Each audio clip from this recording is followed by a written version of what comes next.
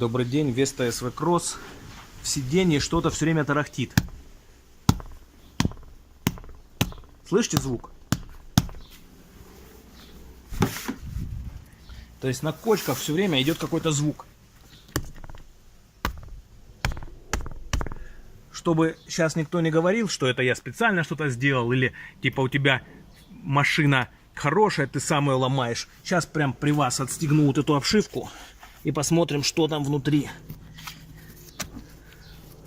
Значит, вот здесь вот такая молния, чтобы расстегнуть чехол.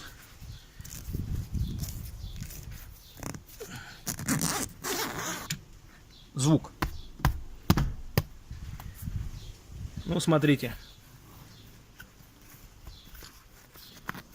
Видите, что это такое? То есть это та часть, которая должна натянуть сиденье, она просто болталась под обшивкой.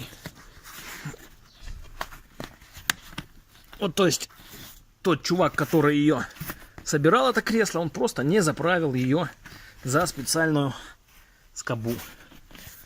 Вот я ее заправил, застегиваю обшивку. Все, звука нет.